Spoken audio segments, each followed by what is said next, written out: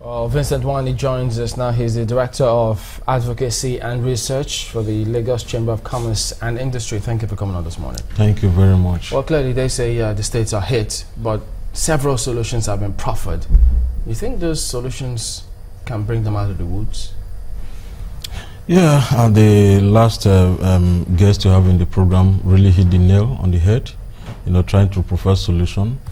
But I think what we need more, making sure that these solutions work, is discipline.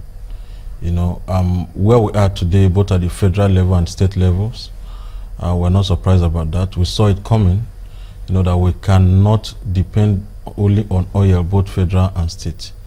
When something happens to that oil, other oil quantity you are producing, or the price of both, you are in trouble. And unfortunately for us, if this oil rebound very well again, this problem will just hide a little bit by the corner and resurfaces even in a more severe form. Is it also in the near part of future discipline or indiscipline that got us to where we are today?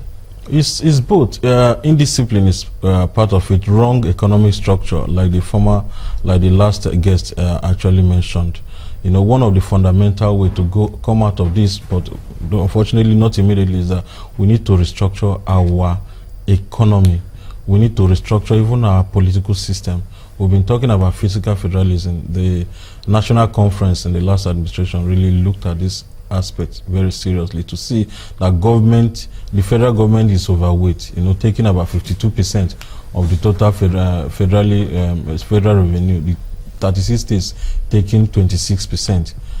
This is a little bit lopsided. One is a situation where this sharing formula will be reviewed.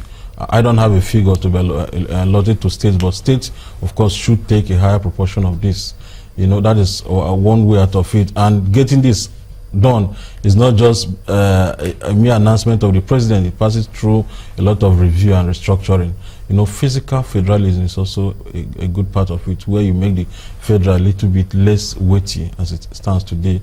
Allow the states to become the engine, economic engine and policy engine of the economy, and the states pay taxes to the federal government to take care of the group interests, such as security and foreign policy issues. This is the way to go, and the conference, the national conference, have really articulated this into operational and implementable policy, and it's important that we look at this, dust it up, and see how we can start very quickly.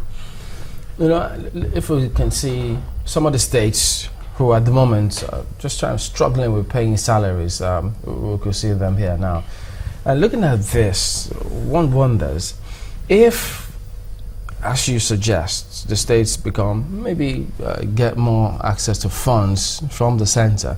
You think these states will not have any reason whatsoever to go back to the center, cap in hand? They will have. If you look at the chart by budget rolling on the screen, you find out that as at today or 2 days ago, May 1st, about 15 states are not up to date salary payment. In fact, in the Southwest alone, if you can see it, except Lagos, all of the Southwest states are hanging. One of the states have not paid level 8, paid level 8 and above since August last year. Of course, they are paying 50% since August last year to the level 8 workers. Even already the so-called oil-rich state, you see Bayelsa State somewhere. So these are the surprising part of it. Like you said, this problem need to be tackled both from the supply side and the demand side. Supply side is the availability of resources, of more money, whether from the federal government when you reallocate and change the sharing formula. These are supply side of it. We've been talking about IGR. How can states improve on IGR? Most of this debt, the state debt overhang is so severe. The World Bank debt ratio for subnational government is 200% of the IGR at any point in time. Most states in Nigeria have 1,000% debt overhang of the IGR. You can keep on counting Oyo State, Borno State. About 5 states in Nigeria have well over 1,000% debt overhang to the IGR. These are crisis level that we're already facing.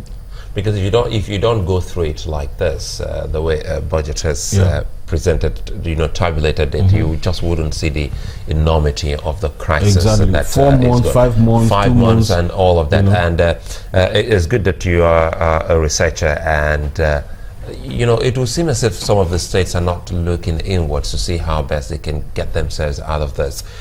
Time was, I think a case in point was even Edo State, that was once upon a time tagged as a civil service state. Amazingly, it's not part of the state's exactly.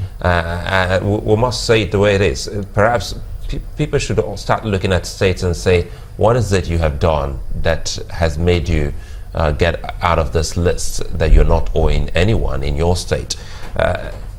Do you think that they have the research or department that can help them see how they can get more money? Yesterday we had the commissioner for River State here.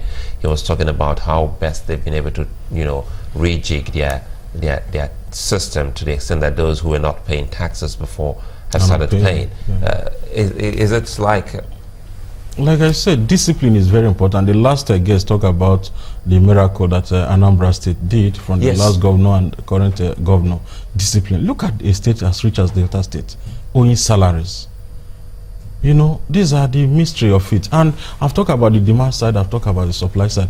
You see so many of these states, struggling to build a flyover where flyovers are not needed at exorbitant cost, inflated cost.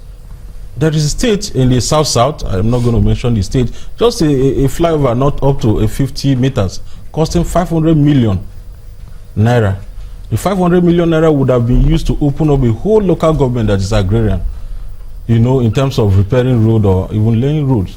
So trying to deploy resources to where it is needed is important, instead of the ego of building bridges and trying to replicate the type of hanging bridge that Lagos did in the Lekki corridor. That's all you see.